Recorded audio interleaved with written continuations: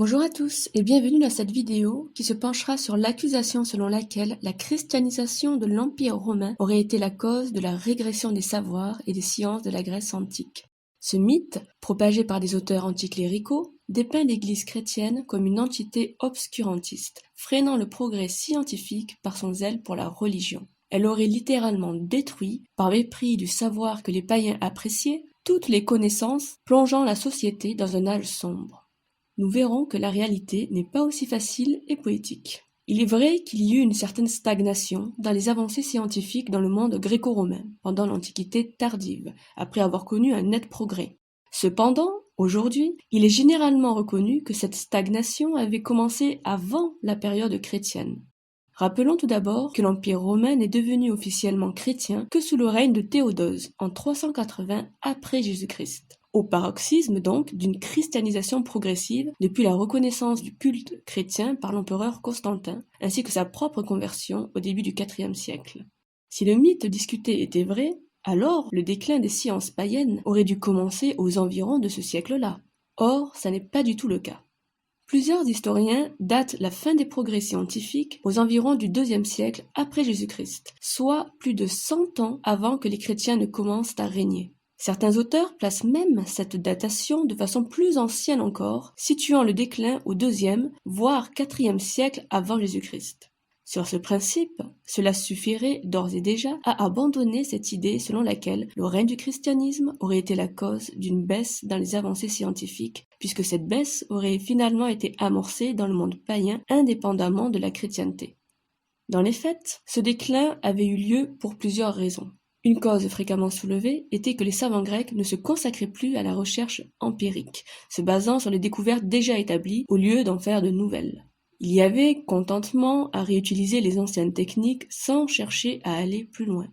À cause de cela, après l'an 200, l'accent était surtout mis sur la préservation des savoirs, dû pour certains auteurs à une faiblesse des bases idéologiques des sciences de la Grèce antique. Certains systèmes philosophiques païens, comme le stoïcisme ou l'épicurisme, avaient même contribué en partie au désintérêt de la recherche scientifique, notamment en astronomie.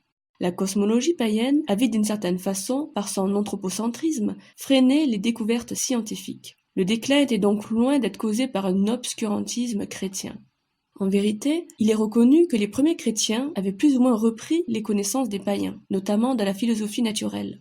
Beaucoup de pères de l'Église, bien qu'il y en eût pour les rejeter, étaient favorables à leur usage, notamment pour la compréhension de la doctrine chrétienne. Un exemple étant l'éminent Saint Augustin.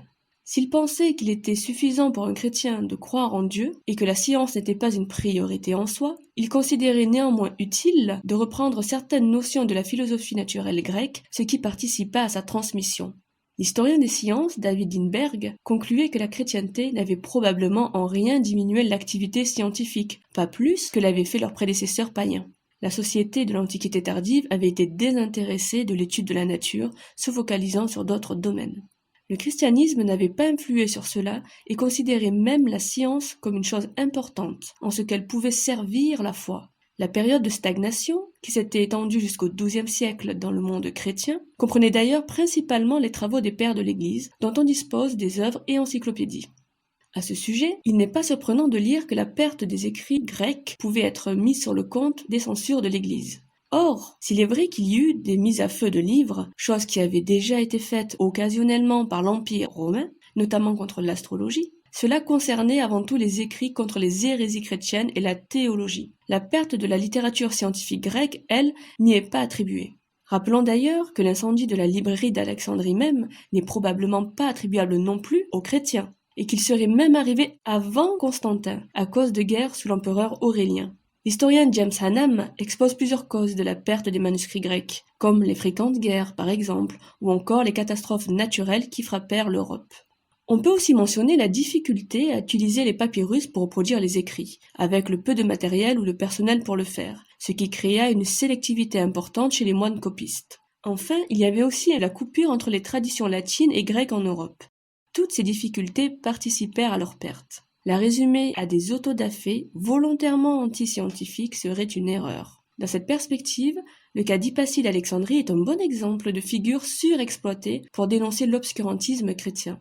Philosophe et mathématicienne, elle enseignait aux élites d'Alexandrie et fut assassinée par un groupe de chrétiens en 415. Mais on sait aujourd'hui que cela n'était pas dû à ses enseignements scientifiques, qui étaient d'ailleurs suivis par des élèves chrétiens, dont de futurs évêques, mais à des questions politiques. Hippatie était en effet au cœur de grandes tensions politiques en Alexandrie et avait une forte influence auprès des élites de la ville, ce qui pesa dans son assassinat qui n'était pas lié au savoir qu'elle partageait.